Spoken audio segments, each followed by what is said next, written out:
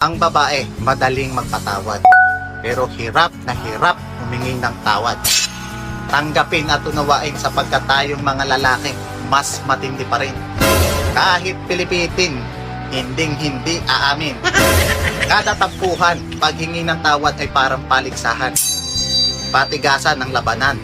Pero aminin natin, babae talaga ang tunay na kahinaan. Kaya kadalasan, babae ang nagtatagumpay. Ang babae, pag humingi ng tawad, hindi pinadadaan sa salita. Dinadaan sa gawa at paglambing. Nandyan na yung sasagutin ng tawag. Kakamustahin ka? Kamusta ka? Kumain ka na ba? Kamusta ang trabaho? At marami pang iba. Kaya ang payo ko, pag ang babae humingi na ng tawad, huwag ka na mag-inarte. Tanggapin mo na. Dahil yan, pag sinapian pa ng spirito ng topak, nag-umpisa ka ng gera. Tapos ikaw na naman yung kontrabida.